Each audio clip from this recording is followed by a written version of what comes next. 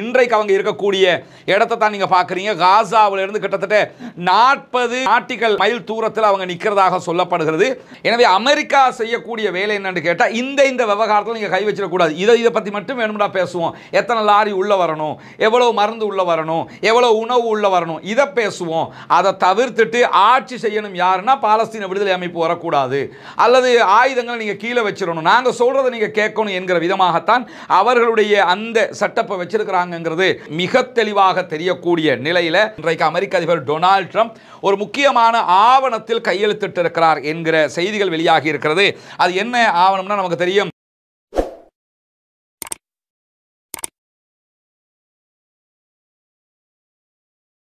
அன்பிற்கினிய சகோதர சகோதரிகளே, நம் அனைவர் மீதும் ஏக இறைவனுடைய அமைதியும் கருணையும் உண்டாகட்டுமாக என்கிற உயரிய பிரார்த்தனைகளோடு பாலஸ்தீனத்தினுடைய காசா பகுதிகளில் இஸ்ரேலிய ஆக்கிரமிப்பு இராணுவம் நடத்தி வரக்கூடிய தாக்குதல்கள் 726வது நாளாகவும் இன்றும் தொடர்ந்து வரக்கூடிய சந்தர்ப்பத்தில் இன்றைக்கும் காசாவிலும் காசாவையொட்டிய பாலஸ்தீன பெருநிலப்பரப்பிலும் இதையொட்டி சர்வதேச மன்றத்திலும் என்னவெல்லாம் நடந்து கொண்டிருக்கிறது என்கிற செய்திகளைத்தான் நாம் பார்க்க இருக்கிறோம். இன்றைய கடந்த 24 மணி நேரங்களுக்குள்ளாக இஸ்ரேலிய ஆக்கிரமிப்பு இராணுவம் நடத்தியிருக்கக்கூடிய தாக்குதல்களில் 51 அப்பாவிகள் காசாவிலே கொல்லப்பட்டிருக்கிறார்கள், ஷஹீதாகி இருக்கிறார்கள்.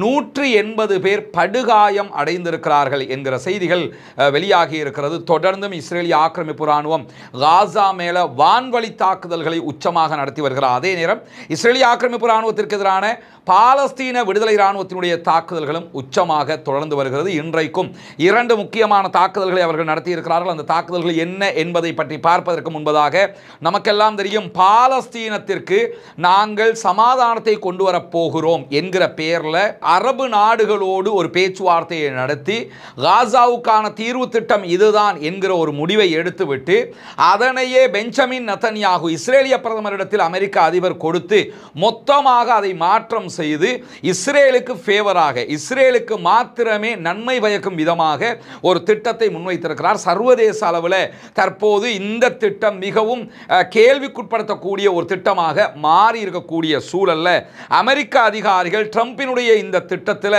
திருத்தங்களை செய்வதற்கு, ஒரு சில விவகாரங்களில் திருத்தங்களை செய்வதற்கு நாங்கள் தயாராக இருக்கிறோம், பேசுவதற்கு தயாராக இருக்கிறோம் என்று அறிவித்திருக்கிறார்கள். நேற்றைய தினமே நமக்கெல்லாம் தெரியும், கத்தர் அதிபர் மிக தெளிவான ஒரு செய்தியை சொல்லிட்டார். இதில் நிறைய பேச வேண்டியிருக்கு, நிறைய கலந்துரையாட வேண்டியிருக்குது, நிறைய திருத்தங்கள் பண்ண வேண்டியிருக்குங்கிற செய்தி அவர் சொல்லிட்டாரு. அதே போன்று பாலஸ்தீன விடுதலை அமைப்புகளுடைய கூட்டணியும் இது தொடர்பாக நிறைய திருத்தங்கள் பண்ணணும், இல்லைன்னா இதை பேசுறதுக்கு எந்த தேவையும் கிடையாதுன்னு சொல்லியிருக்கிறாங்க. இப்படியான சூழலில் தான் அமெரிக்கா வெளியிட்டிருக்கக்கூடிய அறிவிப்பில் என்ன சொல்லியிருக்கிறாங்கன்னு கேட்டால், ஆக்சியோஸ் மேற்கோள் காட்டியிருக்கக்கூடிய செய்தியில் முழு திட்டத்தையும் நாங்கள் விவாதத்திற்கு உட்படுத்த தயாரில்லை, ஒரு சில விவகாரங்களை மாத்திரம்தான் பேச தயாராக இருக்கிறோம் என்று சொல்லியிருக்கிறார்கள். இதில் பேசப்பட வேண்டிய நம்பர் 1 விவகாரமாகவே பாலஸ்தீன விடுதலை அமைப்பு முன்வைக்கக்கூடிய ஒரு விவகாரம் என்னன்னு கேட்டால், ஆயுதங்களை கைவிடுவது என்பதை ஏற்றுக்கொள்ள முடியாது. பாலஸ்தீனத்துக்குன்னு போராடுற குழு நாங்கள் இருக்கிறோம், எங்கள் நாட்டு விவகாரம் இது, எனவே நாங்கள் ஆயுதத்தை கீழே வைக்கணும், நீங்கள் வந்து எங்களை ஆளணும், நாங்கள் வந்து ஆட்டோமேட்டிக்காக உங்களுக்கு அடிமையாக இருக்கணுங்கிறது ஏற்றுக்கொள்ள முடியாது, அதுக்கு நாங்கள் வரவே மாட்டோம் என்று சொல்லி திட்டவட்டமாக பாலஸ்தீன விடுதலை அமைப்பு முதல் விவகாரத்தை அடிச்சு நொறுக்கிட்டாங்க. மற்ற விவகாரங்களை பற்றி பார்க்கலாம் இருக்கிறாங்க. எனவே அமெரிக்கா செய்யக்கூடிய வேலை என்னன்னு கேட்டால் இந்த விவகாரத்தில் நீங்க கை வச்சிடக்கூடாது. இதை பற்றி மட்டும் வேணும்னா பேசுவோம். எத்தனை லாரி உள்ள வரணும், எவ்வளவு மருந்து உள்ள வரணும், எவ்வளவு உணவு உள்ள வரணும், இதை பேசுவோம். அதை தவிர்த்துட்டு ஆட்சி செய்யணும் யாருன்னா பாலஸ்தீன விடுதலை அமைப்பு வரக்கூடாது, அல்லது ஆயுதங்களை நீங்க கீழே வச்சிடணும், நாங்க சொல்றதை நீங்க கேட்கணும் என்கிற விதமாகத்தான் அவர்களுடைய அந்த சட்டப்பை வச்சிருக்கிறாங்கிறது மிக தெளிவாக தெரியக்கூடிய நிலையில கத்தர், அதே போன்று எகிப்து, அதே போன்று துருக்கி ஆகிய நாடுகளுடைய முக்கியமான அதிகாரிகளோடு பாலஸ்தீன விடுதலை அமைப்பை சேர்ந்தவர்கள் பேச்சுவார்த்தைகளை நடத்தி இருக்கிறார்கள். இந்த பேச்சுவார்த்தைகளில் எப்படியாவது சமாதானத்தை அடைவதற்கான உங்களுடைய திட்டத்தை முன்வைக்க வேண்டும் என்கிற கோரிக்கையை இந்த 3 நாடுகளுமே பாலஸ்தீன விடுதலை அமைப்பிடத்தில் முன்வைத்திருக்கக்கூடிய சூழல்ல பாலஸ்தீன பிரிவுகளுடனான ஆலோசனைகளை நாங்கள் செய்துவிட்டு அதற்கு பிறகுதான் முழுமையான பதிலை சொல்ல முடியும் என்கிறது பாலஸ்தீன விடுதலை அமைப்பு. ஏன்னா உள்ளுக்குள்ள 14 போராட்ட அமைப்புகள் இருக்கிறார்கள். இவங்க எல்லோரும் சேர்ந்துதான் பாலஸ்தீனத்திற்காக ஒட்டுமொத்தமாக போராடி கொண்டிருக்கிறார்கள். யாருமே எந்த விதமான மனக்கசப்பும் இல்லாமல் எங்களுடைய நாடு என்கிற பொது பிரச்சனையில் இன்றைக்கு 2 ஆண்டுகளாக போராட்டங்களை நடத்தி கொண்டிருக்கிறார்கள். அவங்களோட எல்லாம் நாங்கள் கலந்து பேசினதுக்கு பிறகுதான் ஒரு முடிவுக்கு வர முடியும். எனவே நாங்கள் கலந்து பேசிட்டு உங்களுக்கு சொல்றோம் என்று சொல்லி பாலஸ்தீன விடுதலை அமைப்பினர் சொல்லியிருப்பது மட்டுமல்லாமல் இந்த விவகாரத்தில் நாங்கள் ரொம்ப நெகிழ்வாக எவ்வளவு முடியுமோ அவ்வளவு திறந்த மனதோடு பேசுவதற்கு தயாராக இருக்கிறோம். ஆனால் நிறைய திருத்தங்கள் பண்ணணும். ஆயுதத்தை கீழே வைக்கிறத பற்றி யாரும் பேசக்கூடாது. அது எங்களுடைய உரிமை, எங்கள் நாடு என்பதையும் திட்டவட்டமாக அவர்கள் இன்றைக்கு சொல்லிவிட்டார்கள் என்கிற செய்திகளும் வெளியாகி இருக்கக்கூடிய சூழல்ல நமக்கெல்லாம் தெரியும் காசா மீதான இஸ்ரேலுடைய கடற்படை முற்றுகை தொடர்ந்து கொண்டிருக்கிறது. தரை வழியாக ரஃபா பார்டர்லையோ கரேம் அபுஷலம் பார்டராகவோ அல்லது ஜோர்டான் வழியாகவோ காசா மக்களுக்கு உணவுகளை கொண்டு வருவதற்கு இஸ்ரேல் அனுமதிப்பதில்லை, மருந்துகளுக்கு அனுமதிப்பதில்லை, சுத்தமான தண்ணீருக்கு அனுமதி இல்லை, எதையுமே உள்ள கொண்டு வர முடியலை. அதே நேரத்தில் வான்வழியாக யாராவது கொண்டு வந்து உணவு போட்டால் கூட அதை பண்ணாதீங்கன்னு ஐநாவே சொல்லிக்கிட்டு இருக்கிறாங்க. ஏன்னா அதனால் எந்த பலனும் கிடையாது, கீழே விழுந்து மக்கள் சாகுறாங்க, மக்களுடைய மரணத்துக்கு தான் அது வழிவகுக்குது என்கிற செய்திகளை பல நாடுகளும் சொல்லிக் கொண்டிருக்கிறார்கள். கடல் வழியாக கப்பலில் யாராவது உணவு கொண்டு வர முடியுமான்னா கடற்படை முற்றுகையை விதித்திருக்கிறது இஸ்ரேல்.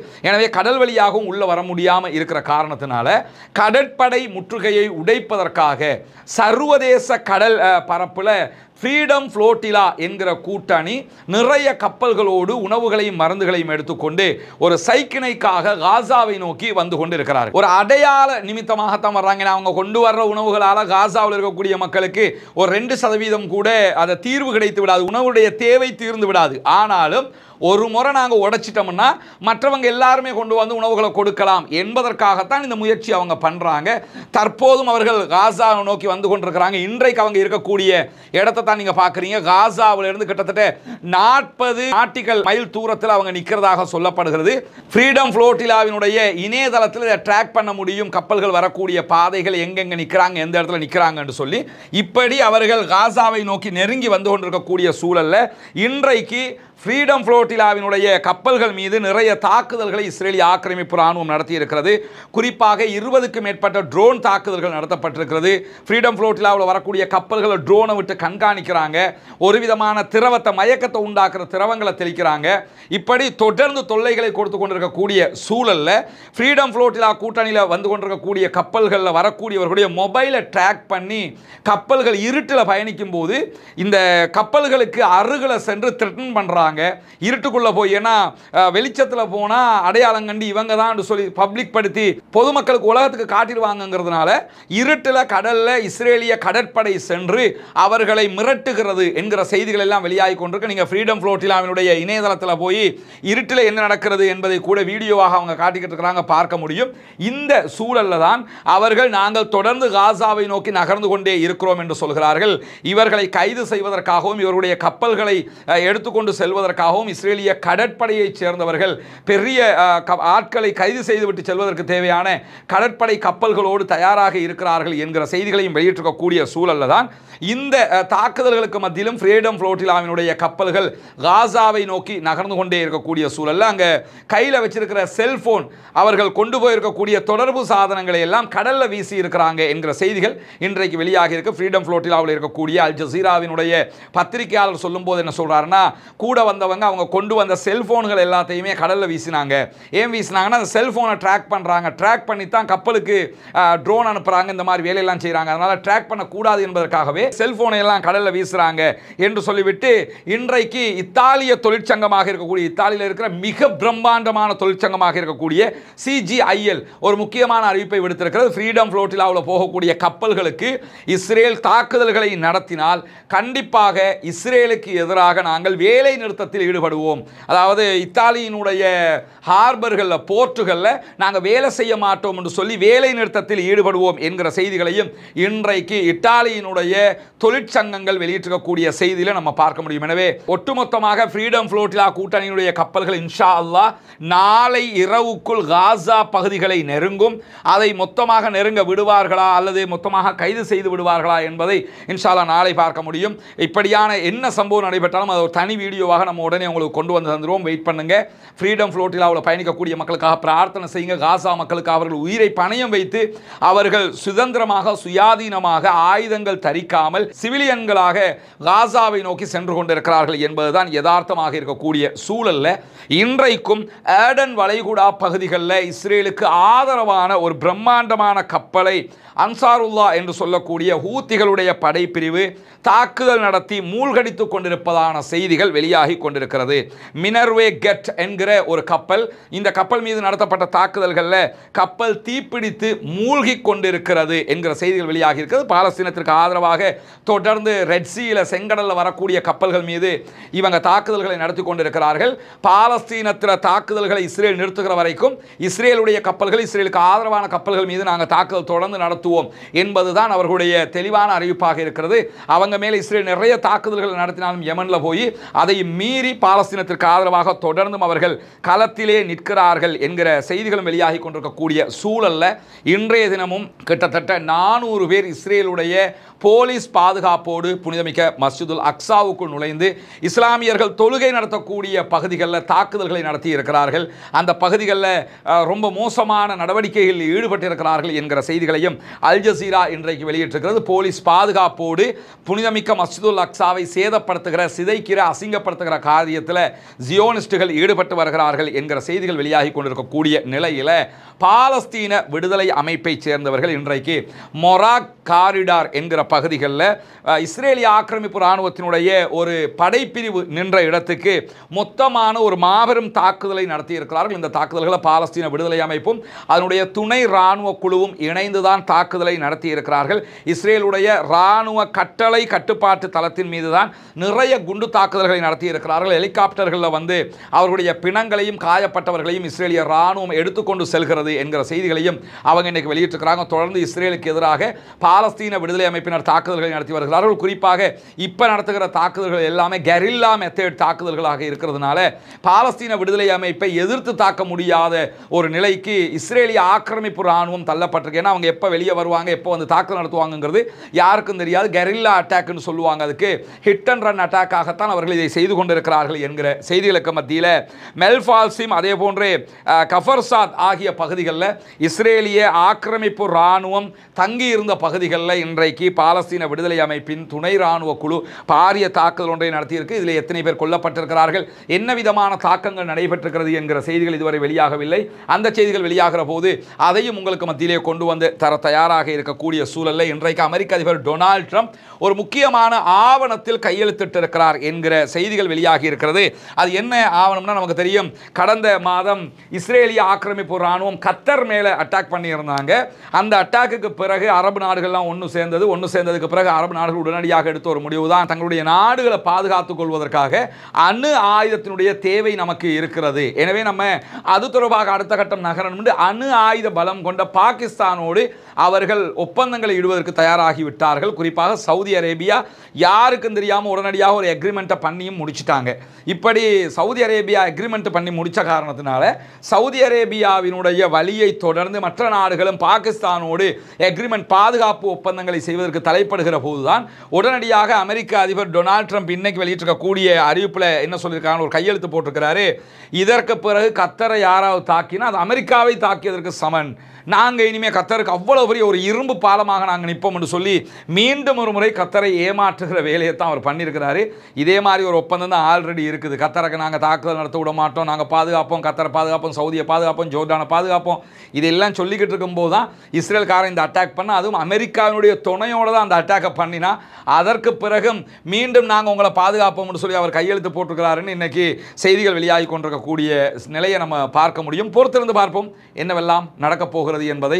ஃப்ரீடம் ஃப்ளோட்டிலாவில் வரக்கூடிய மக்களுக்காக பிரார்த்தனை செய்யுங்கள். பாலஸ்தீன அப்பாவிகளுக்காக தொடர்ந்தும் அல்லாஹ்விடத்திலே கையேந்த மறந்து விடாதீர்கள். பாலஸ்தீன மக்களுக்காக ஜனநாயக ரீதியாக குரல் எழுப்ப மறந்து விடாதீர்கள் என்கிற கோரிக்கைகளோடு பாலஸ்தீனம் வெற்றி பெற வேண்டும், பாலஸ்தீனம் சுதந்திரம் அடைய வேண்டும், தீவிரவாதம் ஒழிய வேண்டும், பயங்கரவாதம் இல்லாதொழிக்கப்பட வேண்டும் என்கிற பிரார்த்தனைகளோடு ஆயிஷா சிஸ்டர், முகமது பிரதர், இது எங்க வீடு இல்லை, எங்கட பொறுப்பு முடிஞ்சு முதலாவது வீடு இவங்களுக்கு தான் கையளிக்கிறோம். உங்களை மாதிரி அன்றாடம் வேலை செய்யக்கூடிய ஒருத்தர் கொழும்புல ஒரு உண்டியலை கொண்டு வந்தார். 9500 ரூபா சம்திங். அதுல காசு இருந்துச்சு. அந்த உண்டியலை கொண்டு வந்தாரு இந்த வீட்டு திட்டங்களை சேர்த்துக்கொள்ளுங்க. இப்படியெல்லாம் சேர்த்து செஞ்சிருக்கிறோம் அல்ஹம்துலில்லாஹ். இரண்டாவது வீடு இது சகோதரர் ரியாஸுக்குரிய வீடு. எனக்கு நிறைய கனவு ஒன்று இருந்தேன். அந்த கனவு எனக்கு நிறைவேற்றி, அதனால் ரொம்ப சந்தோஷப்படுறேன். நான் இப்படி ஒரு கனவு நான் நிறைய காலங்கள் நான் இப்படி நினைச்சுன்னு இருந்தேன். எனக்கு அமைஞ்சிட்டு என் பிள்ளைகள் இப்போ நிம்மதியாக பழக்கக்கூடிய அளவுக்கு நிம்மதியாக. மூணாவது வீடு நம்ம கையளிக்கிற சகோதரர் கரீம் அவங்களுக்கும் அவங்களோட மனைவிக்கும் தான் நம்ம ஒப்படைக்கிறோம். வீடு பிடிச்சிருக்கா? உள்ள போய் பார்த்தீங்களா? சந்தோஷமா?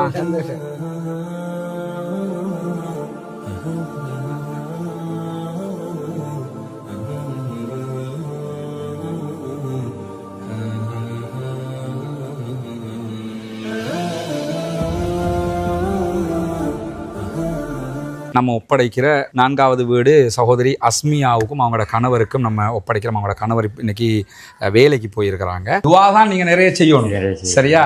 அல்லாஹ் அவங்களுக்கு அருள் புரிவான். பார்க்குற மக்கள் நீங்க செஞ்ச உதவியால தான் இவ்வளவு நம்ம பண்ணி இருக்கிறோம். அல்லாஹ் அத்தனை பேருக்கும் அருள் புரிவான்.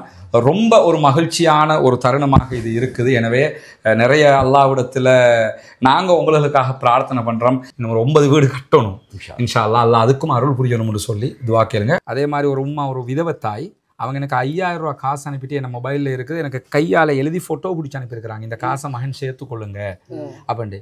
இப்படி ஒவ்வொரு சின்ன சின்ன அமௌண்ட்டுகளாக தான் சேர்த்துருக்கேன். என்னோட யூடியூப் சேனலில் காசாவில் பலஸ்தீனில் மக்களை கொள்கிறாங்க.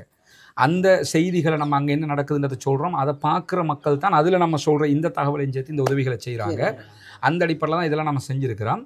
அவங்களுக்காகவும் என்ன செய்யுங்கன்னு கேட்டால் நீங்கள் வந்து துவா செய்யுங்க இன்ஷா அல்லாஹ். இதுதான் நம்ம அடுத்து கட்ட இருக்கிற இடம். 4 வீடுகள் கிட்டத்தட்ட இவரில் கட்ட முடியும். அதுக்குரிய ஃபவுண்டேஷன் போடுகிற வேலைகளை ஆரம்பிச்சிருக்கோம். இன்றைக்கி தான் அதுக்குரிய வேலைகள், ஃபவுண்டேஷன் போடுகிற வேலைகள் ஆரம்பிக்கப்பட்டது. கற்களை கொண்டாந்து போட்டிருக்கிறாங்க. மேலதிகமாக இன்ஷா அல்லாஹ் அடுத்த வேலைகள் நாளை காலையில் இருந்து தொடரும் இன்ஷா அல்லாஹ் ஆரம்பிக்க இருக்கிறது. எனவே இந்த வேலைகளும் நீங்கள் தருகிற உதவிகளை கொண்டு தான் நம்ம செய்ய இருக்கிறோம்ங்கிறதுனால நீங்கள் தான் இதற்கும் உதவ வேண்டும். அல்லாஹ் உங்களுக்கு அருள் புரிய வேண்டும். உங்கள்கிட்ட தான் நம்ம இதை கேட்க முடியும். காசாவில் நடக்கக்கூடிய அநியாயங்கள் தொடர்பான வீடியோக்களை பார்க்கக்கூடிய சகோதரர்கள் நீங்கள் தான் இதுக்காக அள்ளி தர்றீங்க. சிறு தொகையாக இருந்தாலும் உங்களால் முடிந்ததை நீங்கள் தர வேண்டும் என்று நம்ம கேட்டுக்கிட்டு இருக்கிறோம். சதகத்துல் ஜாரியாவாக ஜகாத்து பணத்தையும், ஜகாத்து பெறக்கூடிய 8 கூட்டத்தாரில் ஒரு கூட்டத்தார் முஅல்லஃபத்துல் குலூப், உள்ளங்கள் ஈர்க்கப்படுகிறவர்கள் என்று அல்லாஹு தாலா சொல்லி காட்டுகிறான். எனவே இந்த இஸ்லாத்தை ஏற்றுக்கொண்ட சகோதரர்களும் அதிலே ஒரு குரூப்பாக இருக்கிறதுனால உங்களுடைய ஜகாத்து நிதிகளையும் நீங்கள் தாராளமாக அதற்காக தர முடியும். இதில் மொத்தம் 4 வீடுகள் இந்த லேண்டுக்குள்ளே கட்ட முடியும். இந்த லேண்டும் நம்ம விலை கொடுத்து வாங்கியிருக்கிறோம் அல்ஹம்துலில்லாஹ்னு சொல்லி. ஏற்கனவே கட்டப்பட்ட ஒவ்வொரு வீடுகளும் 25 லட்சங்கள் சுமார் ஒவ்வொரு வீட்டுக்கு நம்ம செலவழிச்சிருக்கிறோம். முழுமையாக கம்ப்ளீட்டடாக ஒவ்வொரு வீட்டையும் நம்ம செஞ்சு கொடுத்துருக்கிறோம். அதே மாதிரி தான் இந்த இடத்துல 4 வீடுகள் கட்ட வேண்டி இருக்கிறது. எனவே இந்த வீட்டுக்கான உதவி ஒத்தாசைகளையும் வாரி வழங்குமாறு அன்பாக கேட்டுக்கொள்கிறோம். உங்களிடத்தில் மட்டும்தான் நாங்கள் கேட்டு வர முடியும். எனவே இந்த வீடியோக்களை பார்க்கிற சகோதரர்கள் இதற்கான உதவிகளை வாரி வழங்குங்கள். முன்னால் தெரிகிற நம்முடைய வங்கி கணக்கிலக்கத்திற்கு நீங்கள் உங்களால் முடிந்த உதவித்தொகைகளை அனுப்பித்தர முடியும். அதே நேரத்தில் வெளிநாடுகளிலிருந்து பணம் அனுப்ப முடியாது இந்த அக்கௌண்ட்டுக்கு என்று சொல்லக்கூடியவங்க முன்னால் தெரிகிற என்னுடைய வாட்ஸ்அப் மற்றும் தொலைபேசி இலக்கத்தை தொடர்பு கொள்ளுங்கள். உங்களுக்கு அதற்குரிய வழிகாட்டுதல்களையும் நம்ம தருவதற்கு தயாராக இருக்கிறோம். வல்ல இறைவன் நம்முடைய அனைத்து பணிகளையும் புரிந்து கொள்ள வேண்டும். அந்த மக்கள் மகிழ்ச்சியாக அதை ஏற்றுக்கொண்ட காட்சிகளை நீங்கள் பார்த்துருப்பீங்க. எனவே தான் இந்த உதவியை நாங்கள் உங்களிடத்தில் கேட்குறோம். இந்த 4 வீடுகள் கட்டிட்டோம்னா மொத்தம் 9 வீடுகள் முடிஞ்சிடும். அதுக்கு பிறகு இன்னொரு 6 வீடு, இப்படி நம்மளால் முடிஞ்ச வரைக்கும் எத்தனை வருஷமானாலும் கட்டி கொடுக்கறது எவ்வளோதாங்கிற அடிப்படையில் தான் இதற்காக ஓடிக்கொண்டிருக்கோம். ஒன்று புரிஞ்சுக்கிறேங்க, நான் இருக்கிறது பொத்துவில்லை இப்போ. ஆனால் நான் உண்மையிலே என்னுடைய வசிப்பிடம் கொழும்பு. இந்த பணிகளை மேற்பார்வையிடுவதற்காக மாதத்தில் குறைஞ்சது 3 தடவையாவது நான் பொத்துவிலுக்கு வந்து போய்கிட்டு இருக்கிறேன். இங்கே சகோதரர் ஃபௌமி பொறுப்பாக இருந்து செஞ்சுக்கிட்டு இருக்கிறாரு. கிட்டத்தட்ட கொழும்பில் இருந்து வர்றதுக்கு 7 மணி நேரம் பிடிக்கும், திரும்ப போகிறதுக்கு 7 மணி நேரம் பிடிக்கும். இந்த நேரங்களையும் செலவு செய்து தான் நான் இதுக்காக வர்றேன். ஏன்னா நீங்கள் தருகிற பணம் சரியாக போய் சேரணுங்கிறதுக்காக வல்ல ரஹ்மான் நம்முடைய பணிகளை ஏற்றுக்கொள்வானாக. அல்லாஹ்விடத்தில் நிறைய பிரார்த்தனை செய்யுங்கள். எனக்காகவும் பிரார்த்தனை செய்யுங்கள். பாலஸ்தீனம் வெற்றி பெற வேண்டும் என்றும் பிரார்த்தனை செய்யுங்கள். அஸ்ஸலாமு அலைக்கும் வரஹ்மத்துல்லாஹி வபரகாத்துஹு.